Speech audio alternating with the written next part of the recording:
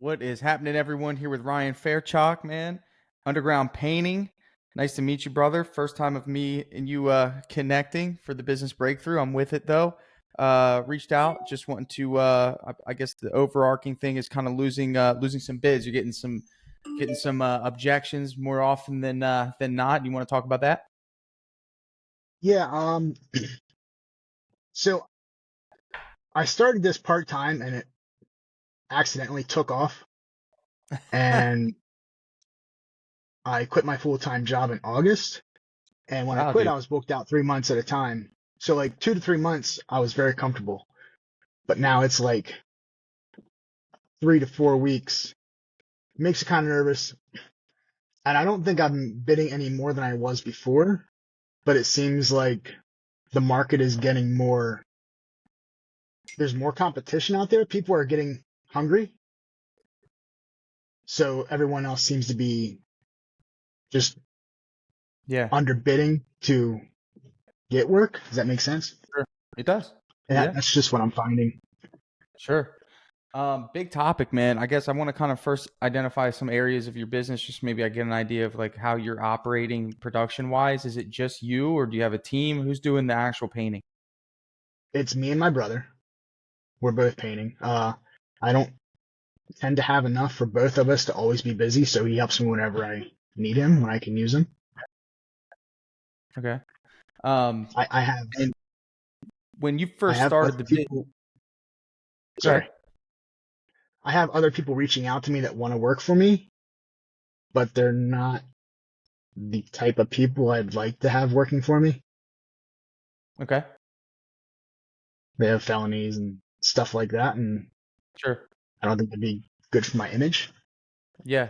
Yeah. I mean, you gotta build the culture that fits what's best for what you're selling. I mean, you are selling this production here. When it comes to the jobs that you first got when you decided to quit your full-time job, tell me about that, man. Like, were those word of mouth? Were those, where did those originally generate? Where'd you generate that business? Most of my business is word of mouth. I would Okay. say 80 to 90% is word of mouth. Some of it's from Facebook, but yeah, that's all I What'd you do? got. What'd you do before this? I drove for Pepsi for 16 years. Wow. Okay. Corporate coming into the painting business. Got it. Love Yes, it. I can't go Well, back to it at this point. you can't go back, but you No, probably learn some things that are going to help you, in terms of structure, absolutely. Yeah, you can't erase those good habits. You know what top down looks like.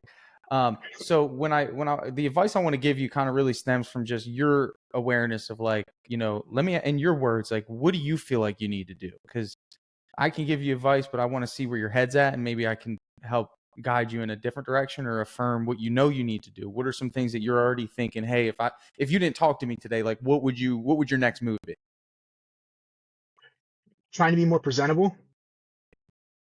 A little I'm trying to look as professional as possible.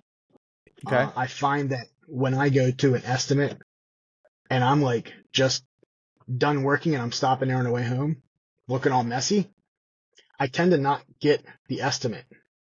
Interesting. As if I show up dressed in jeans and a hoodie, clean Yeah. clothes, Yeah. sneakers. Yeah. That seems to be, Yeah. oddly Do you feel like enough, you're getting enough opportunities?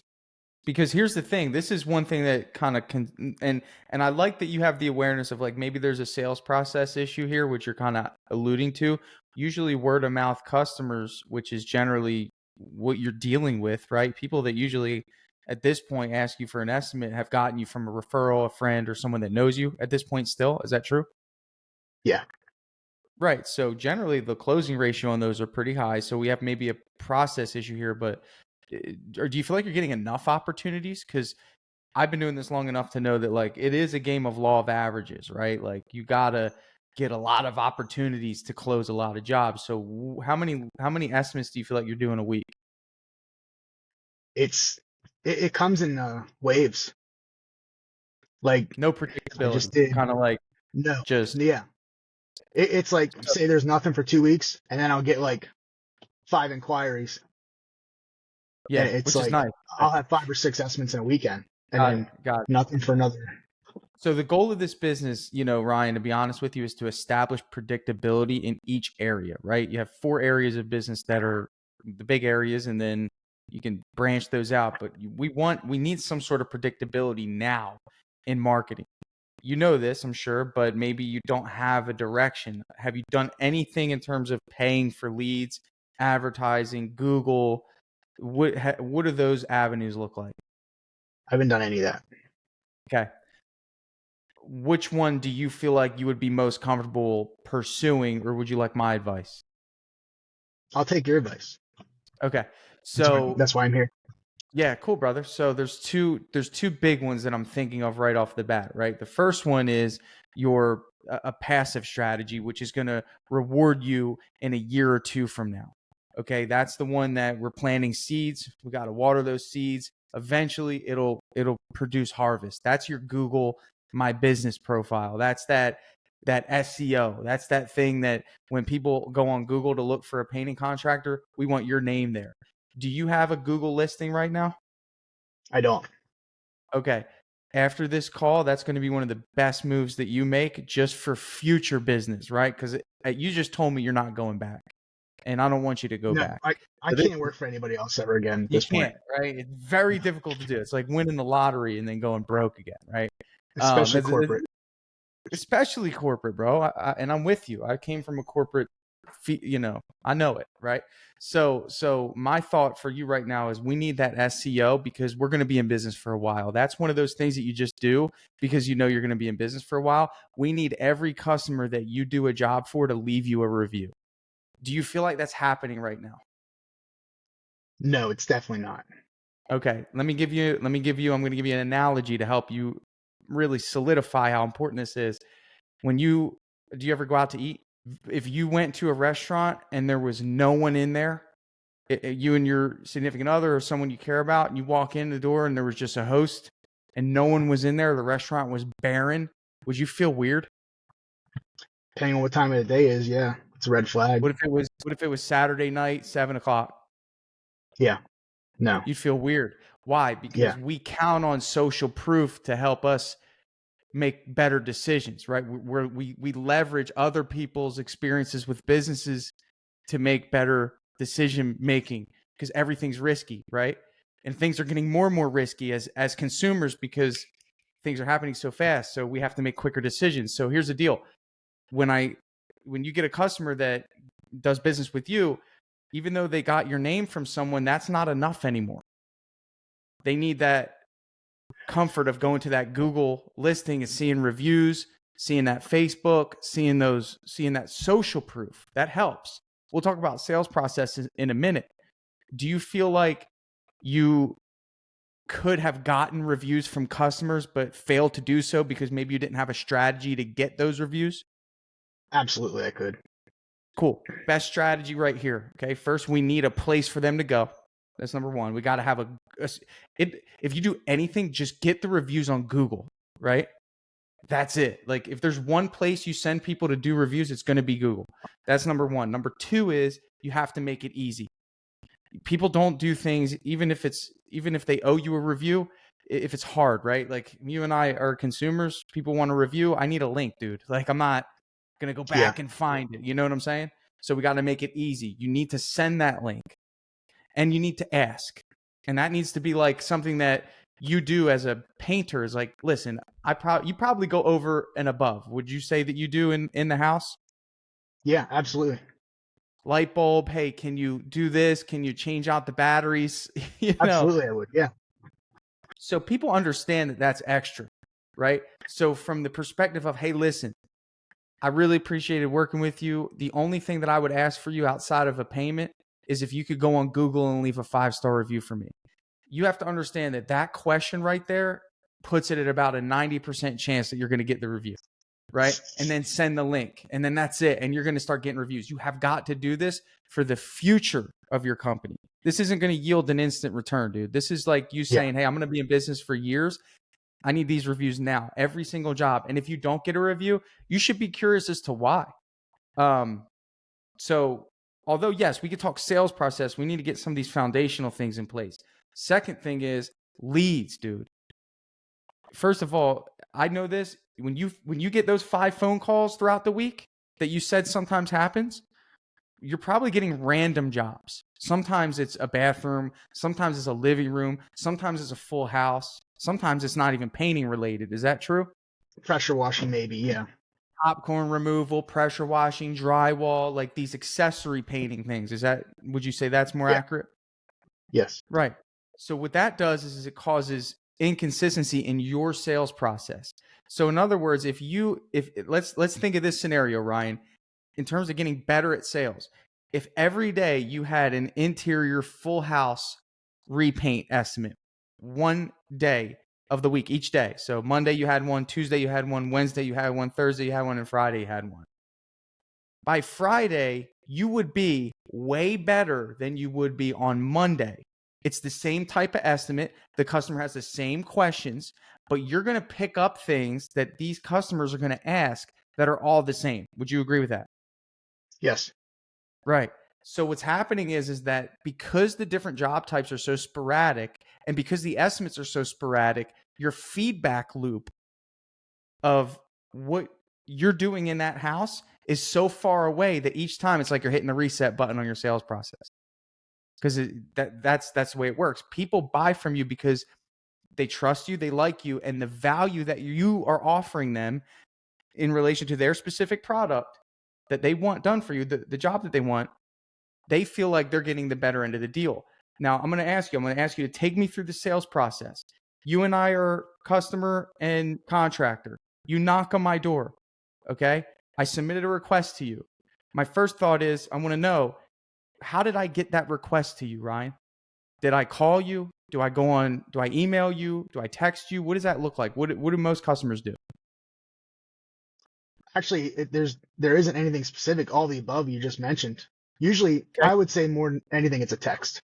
Okay. So text, hey, Ryan, I'd like an estimate. Okay. Now, from that point, once they text you, hey, Ryan, I'd like an estimate, do you pick up the phone and call them, or do you go, because you're busy, maybe you just text them back? I'll text them back. Principle number 1, everything matters. And remember this in business, everything matters. Every interaction matters. Okay. What that interaction was could be the difference in your sales process because people buy from you to the degree of which they perceive you.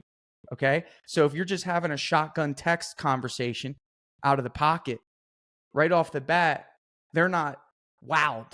And you have to be honest and say that that's probably true. I see where you're going. You see? So sometimes it's not what you do in the house. You're saying, hey, I'm showing up to the house. I'm in my painter's whites.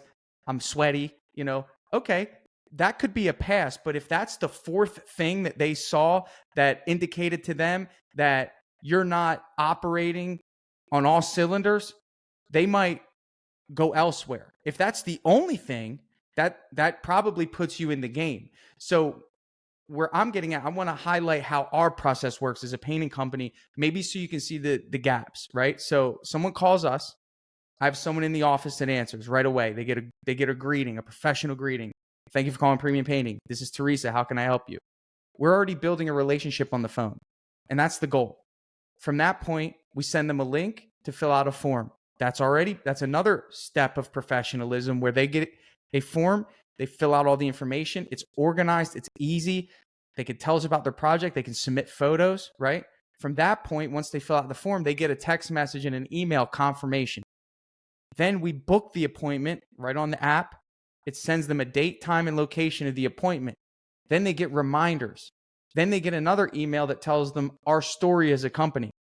Then when someone shows up, they already feel like they know us.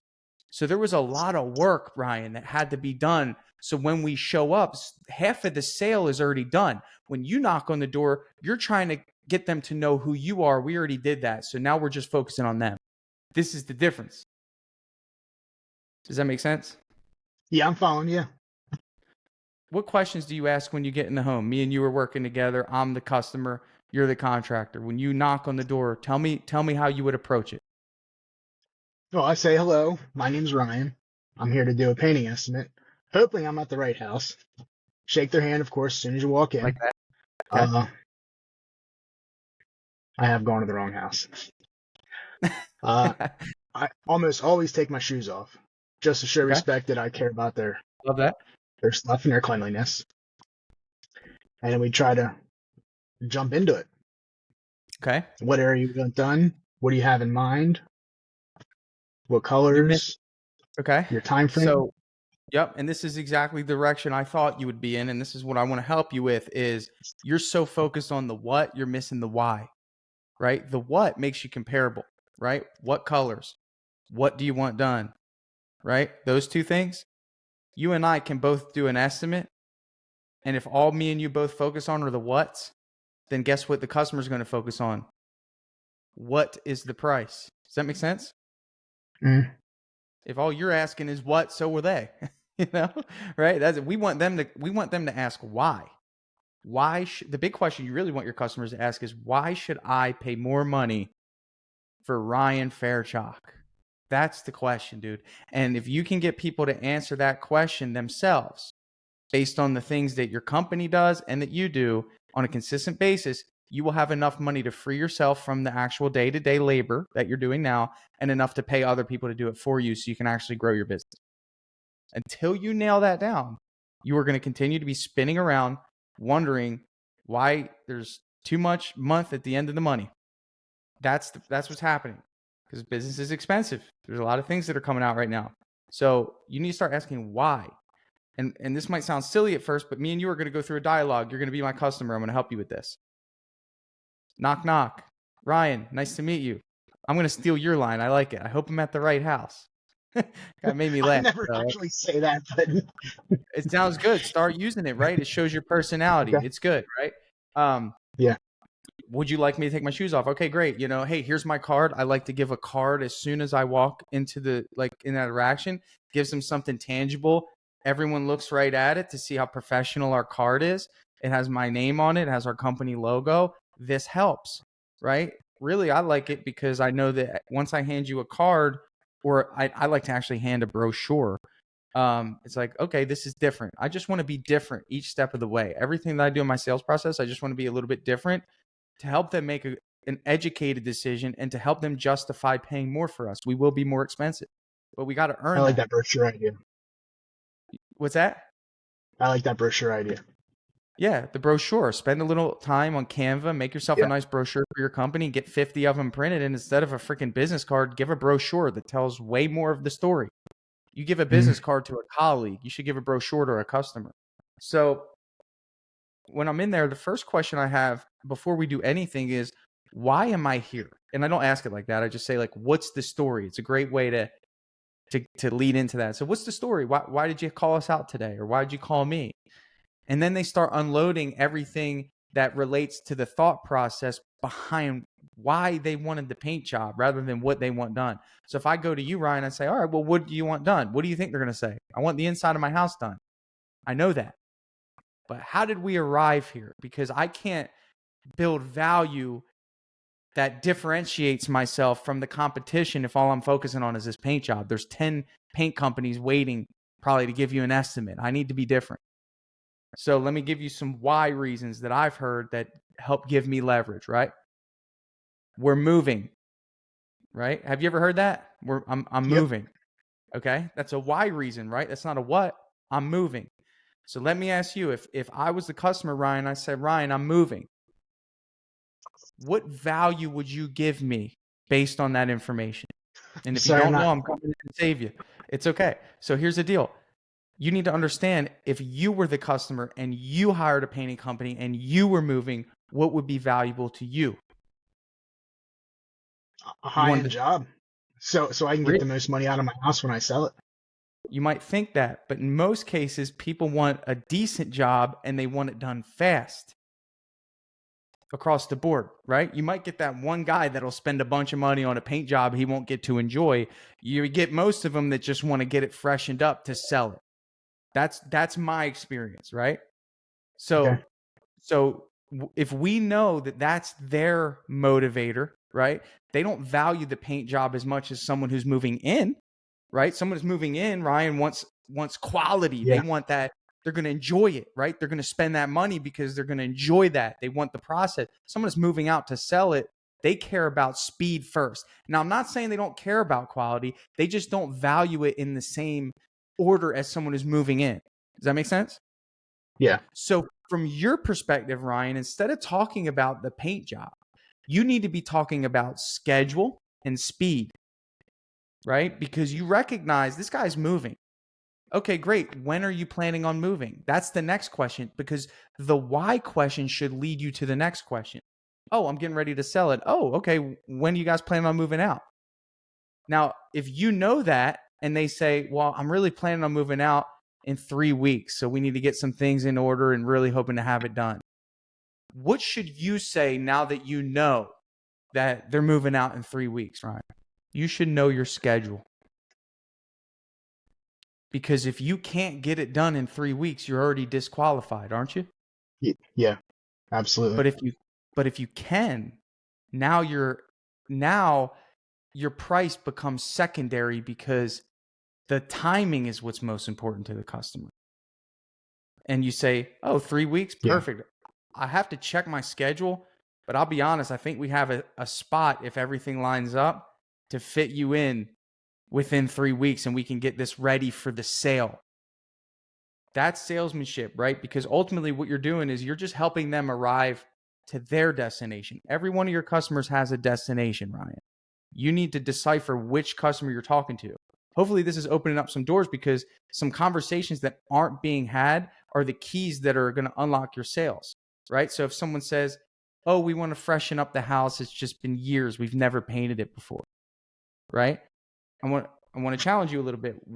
How do you feel like you could offer value to that person? They've been in the house for 20 years. They want to freshen it up. How can you offer value to someone like that, aside from the fact that you bring painting equipment and slap color on the wall? Right. I'll tell you how I start out. I try to build some sort of personal connection with the person, not quite the same path you take. Dogs are great. When people see that you love their dogs, stuff like that. I try to relate to them, and their situation, and I also kind of name drop, like, oh, you know, so and so who lives right up the street. Especially if I'm friends with them, then you'd be like, they'll go check with them. Hey, what's this guy like? So I mean, as far as how can I add value, I don't know how to answer that. Okay, so think about it from the project perspective, because all those things, remember, that you just mentioned, these are, I'm speeding this up, but you're doing this throughout the process. But imagine not only doing that, but then being dialed in and being the perfect fit for their project, right? Because you might be the perfect fit in terms of person, but we need to be the perfect fit for the project. And I don't want you to think of anything that we build here in your sales process as something that is for Ryan Fairchok. This is for the business, to the point where in 2-3 years from now, you have a salesperson and you're handing them this system and this strategy. When you build a business, you need to be building it with the mindset that you're going to sell it one day, right? So we need to develop a sales strategy in your business that could be done by Ryan. It could be done by Sam, Steve, Nick, and Joe. It doesn't matter who comes in. We need to have a strategy. And it starts with our questions that we ask in relation to the project, but more so to the customer. So I told you, hey, this customer is moving, or they live in the house. They want to freshen it up. It's been 20 years, right? The house is obviously, they need a fresh start. So something that I do for these customers, which, by the way, I light up when I hear these customers, because they value us. They want the team. They want the process. They want the communication. They want the experience. One of the things that I say is, have you chosen colors yet? Right? It's a good question. No, we haven't. We have no clue. Well, Ryan, I'm sure maybe you being in business up until this point, you start offering suggestions, right? Generally? I don't actually. Okay. What I do offer, and it seems to help out a lot, I just give them my color fan. Okay. That confuses people. They focus too much on the color fan. Every time you hand, I'll say, I have a color fan in my van. Before I leave, I'll let you have it. You can borrow it. And I almost always get those jobs. Good. Actually, I would say I do always get them because they got to give it back to me. One It's a time good it got point. thrown away, but And those things are expensive too. I But got that job anyways.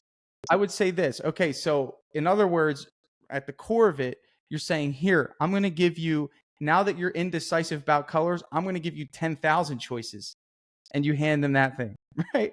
So Yeah. that's not white glove, right? White glove, and that's how you should be thinking: is how can I create even more value? Because again, you and I could both do that. I can give them, well, me and you could do the same estimate. We both can give that, right?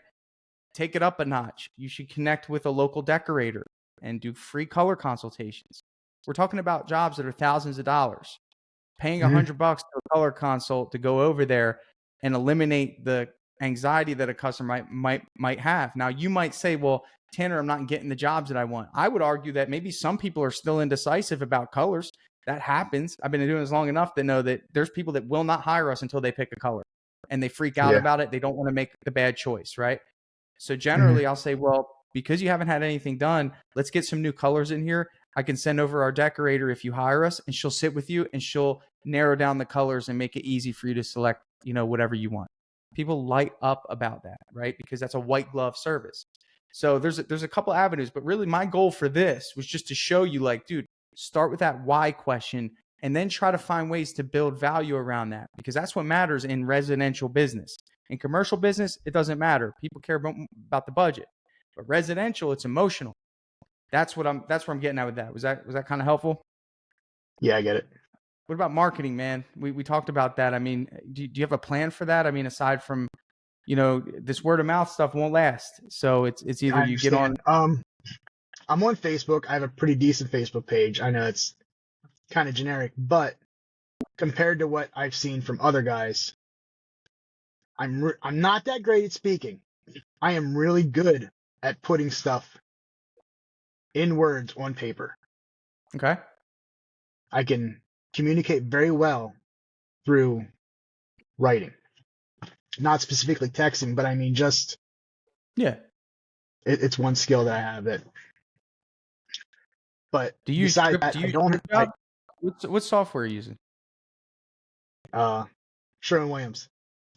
Okay. So if that's the case, just so you know, DripJobs would be great for you because you can write out all of the drips if you really like to write and convey your message to your customers in a unique way, automatically, right? You write it one time. Like, for example, like you said that you like to write. So how many estimates did you give last week to people? Say three or four, 3. maybe. Okay. How many of them closed, sold? None of them yet.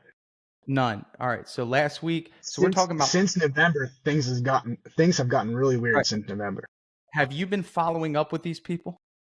Yes. In what way? Well, I'll text. They don't respond. I call them. They don't answer. Okay. So what DripJobs would do is that instead of you texting, it's an automatic text message that goes out every few days, or email that goes out every few days. And in that email could be whatever you want to write to convey your message to that customer instead of relying on a phone or a manual text message. So whatever you're trying to convey about how great of a job you're going to do and how much you care about them can be done one time for each customer to create consistency in that follow-up process. Because there's money in the follow-up, you know that. But I personally wouldn't give up at this stage if I were you until they answer that phone, dude. You spent the time, you went over there, you gave them your time, energy, and effort. Keep calling. Be annoying until they tell you no. That was my concern right there, is being annoying.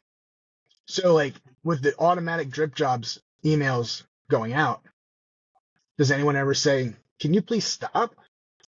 They can unsubscribe from it. There's a button to unsubscribe. Oh, they can unsubscribe. Oh yeah. I mean, very rarely, and no one really ever responds like, this is too much communication. It's because DripJobs organizes the customer. The communication relates to them.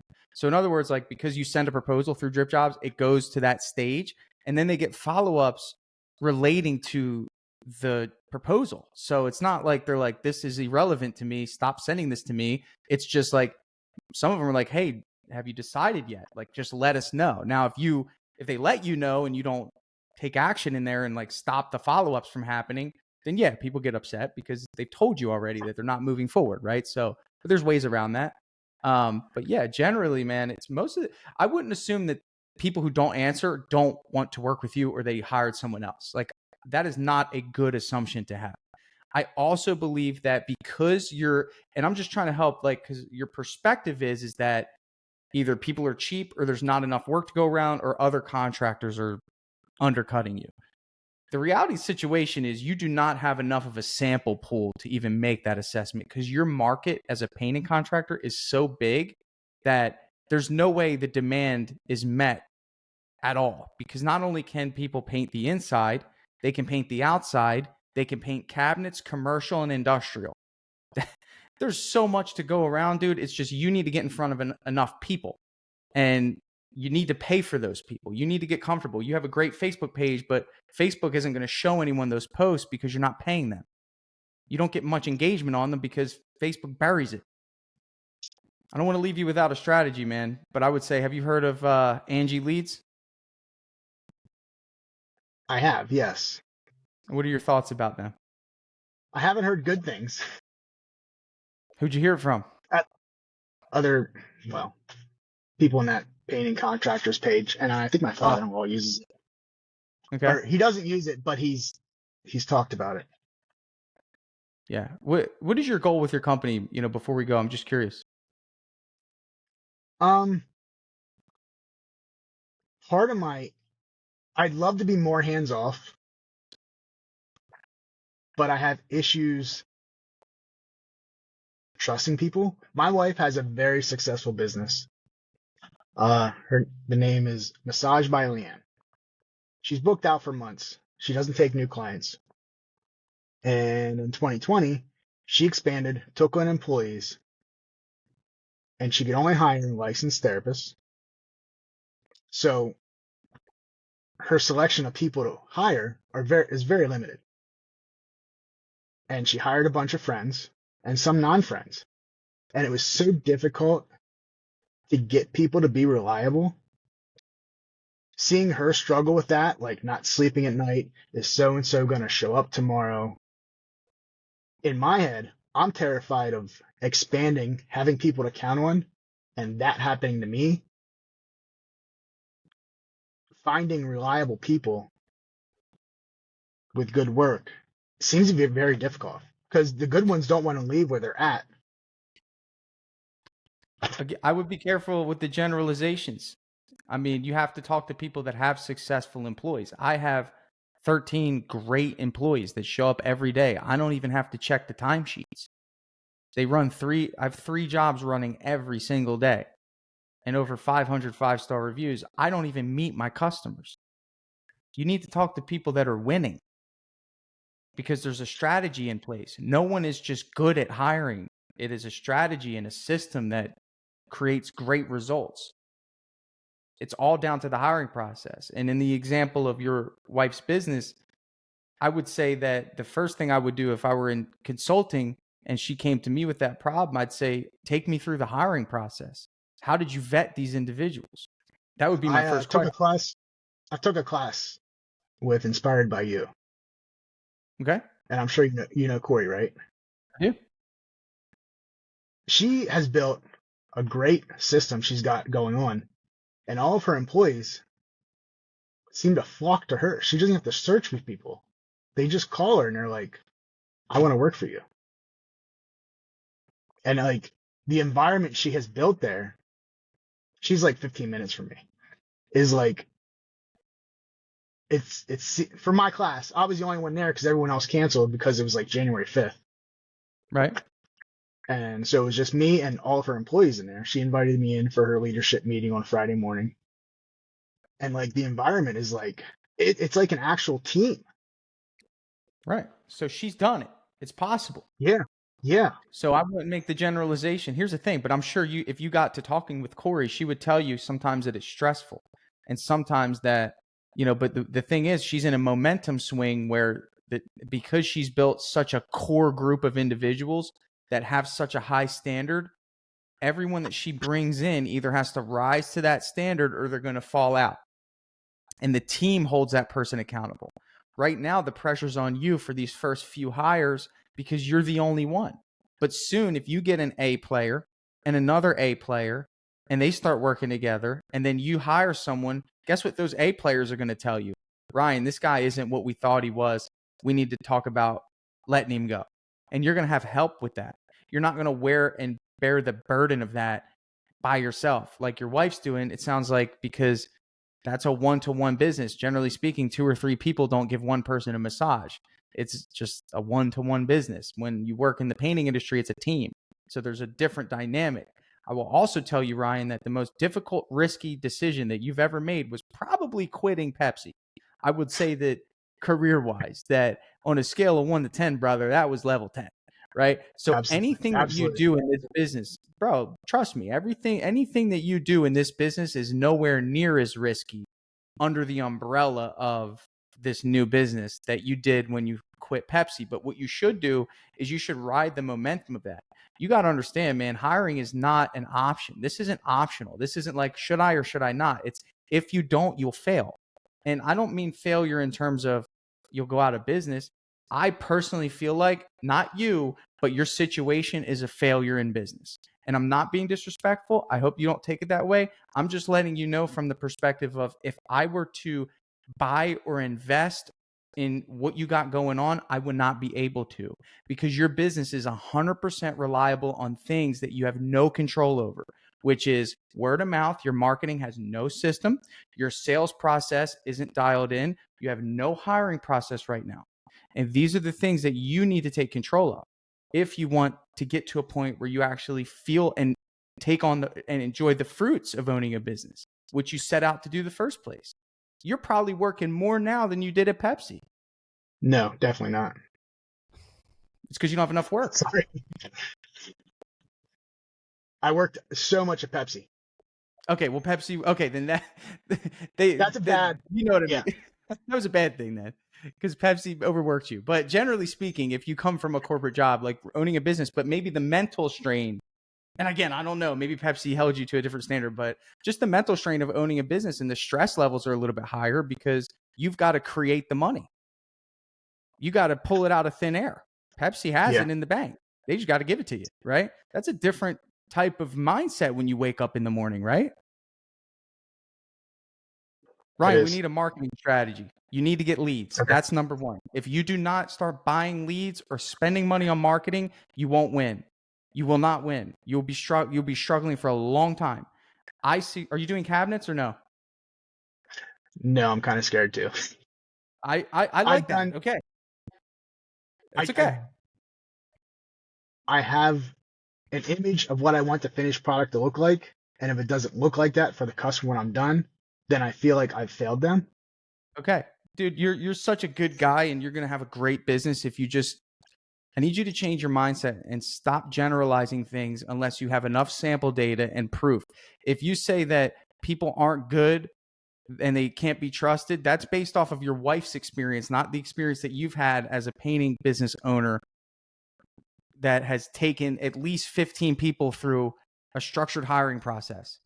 And at that point, I believe that me and you should talk, because I would say that your decision-making when it comes to who you bring in needs to be adjusted. But I don't think that'll be the case. I think that if you put out a good ad on Indeed and you do a phone interview and you do an in-person interview and you do a working interview and you finally land on someone that sticks with you through those channels and you guys start to have good conversations about quality, growth, standard, you will have a teammate and it'll inspire you to get another one. And in the same breath with marketing, we can't rely on word of mouth anymore if you want to have a business that you can live off of, which is get on Angie Leads, start buying some leads, get a great software. You know, I'm going to offer you 60 days for free. I'd love for you to try DripJobs so you can actually feel like you can get a bird's eye view of your business. You're going to win some extra jobs just from the follow-ups alone. I know that for a fact. So I'll give you that. But I'd like to see maybe get some Facebook ads out. I don't know if it's in the budget. I don't know if you have savings. I don't need to know that. But if you want to win, it's all about the speed of which you do things in business. This is a different game. You know, if you make $1 million in 15 years in sales, would you consider that success? I guess. I don't think that sounds like a whole lot, to be honest. Well, it's not. So if it was $1 million and we divided that by 15, that's $66,000 a year. Do you think it's worth it for you to own a business and only make, and that's sales. So you'll probably gross Yeah. 35,000 or net Right. 35,000. Do you feel right? That's Yeah. not successful. That's a waste of time. So it's still $1 million, Ryan, but it was in 15 years. How can we shorten that down to 1 year? That should be the focus. The speed of which you do things, the speed of which you take risks, the speed of which you pull the trigger in uncertainty. Number one would be hire the marketing agency. Get someone to run your ads for you. That's number one. Number two, you got to be comfortable with hiring. And until you get comfortable with hiring, you're not going to hire. So you might get the leads, you might get the jobs, you might do the marketing. And guess what happens? You're the one who's going to have to do all the jobs, you and your brother or one other person. You're going to hit a roadblock either way unless you do both at the same time. Yeah. Still not as risky as quitting Pepsi, though. How long did you debate that decision? I just want to know. Probably a year. A year, back and forth. Yeah. Now, knowing what you know now, would you have done it sooner? If you could have seen what you've accomplished after quitting, would you have done it sooner? Yes or no? I'm happy with my timing. So it was good timing. It gave you enough time. Because as I was doing this part-time, I was building my reputation and all that stuff. And I'm not upset about my time at Pepsi because I've learned so much on the side of business. I wasn't just a driver. I had probably 5 or 6 different positions there. So I've learned they have sales tactics also. I just wasn't good at the way they wanted me to do it all. But I was good at selling. I was a salesman, and I would have to sell stuff to a manager, like a new Mountain Dew display, into a store. Some of them are given to you. You have to have them by contract. But other ones, you have to sell them into the store. And I could sell to a manager that knew me, but I could not walk into a store that I didn't know the manager. I could not pull that off. Does that make sense? If I had a relationship with someone that trusted me and knew the way I am, that was no problem. But someone brand new that's never met me, they don't even want to talk to me. They're just another guy trying to sell me something. Right. Do you have any coaching going on aside from this meeting right here? No. Okay. So there's 3 things that I think every painting business owner needs to be successful. You need a coach. You need a coach. You need to be a part of a community of people. That's a given. That's number 1. Number 2 is a great software. You could say that number 1 and number 2 are interchangeable. And number 3 is a marketing agency. And what you've done is that you've just packaged together through your own resources what franchises give to their franchisees to be successful fast.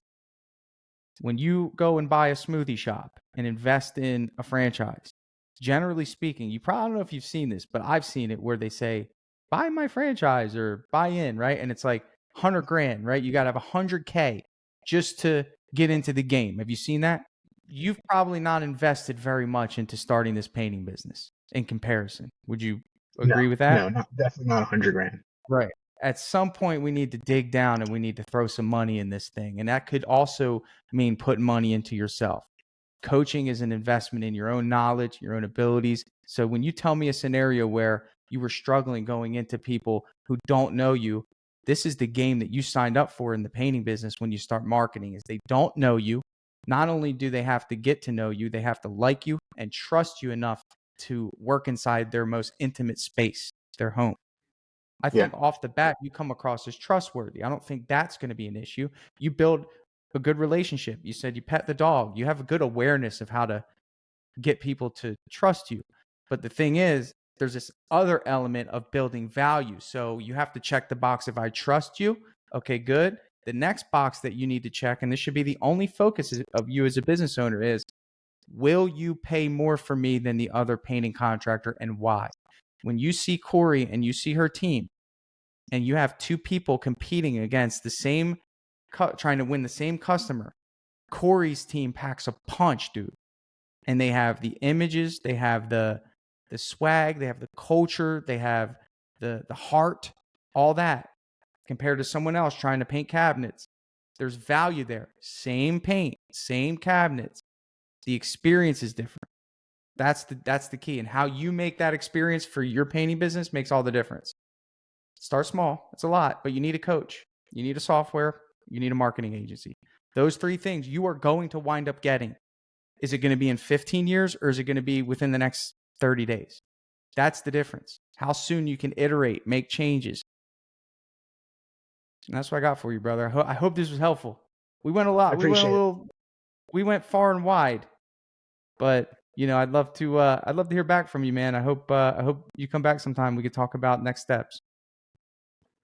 Sounds good. I appreciate this. Thank you. Yeah, man. Hold on. I'm going to go and shut this. Thanks, brother.